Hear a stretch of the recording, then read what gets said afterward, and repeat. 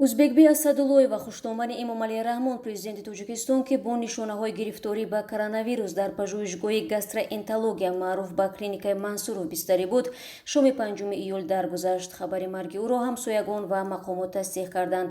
ин зани 88 сола ки модари азизамо асадуллоева ҳамсари эмомалӣ раҳмон ва ҳасан асадуллозода раиси орион банк аст як ҳафта боз зери назорати пизишкон қарор дошт. мақомот расман сабаби марги ӯро тавзеҳ надоданд, вале як пизишки пажӯҳишгоҳи гастроэнтология қаблан ба радиозудӣ гуфта буд ки узбекбек асадуллоева ба коронавирус сироят ёфта буд. узбекбек асадуллоева модари ҳамсари эмомалӣ раҳмон ва ҳасан асадуллозода раиси орион банк сокини ноҳияи ҷалолиддини балхӣ колхозободи пешин буд.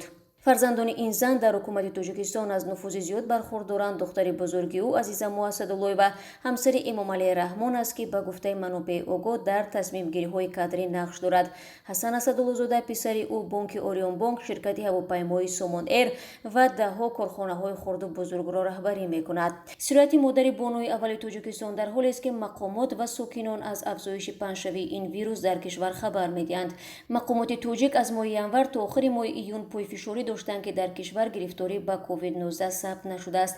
рӯзи 21 июн ситоди муқобила бо коронавирус тасдиқ кард ки дар кишвар сокинон ба COVID-19 сироят ёфтанд.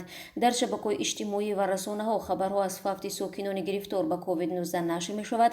дар як моҳи ахир исми 10 нафар ки дар миёнашон чеҳраҳои шинохта низ ҳастанд нашр шуд ки пас аз гирифторӣ ба COVID-19 фавт диданд.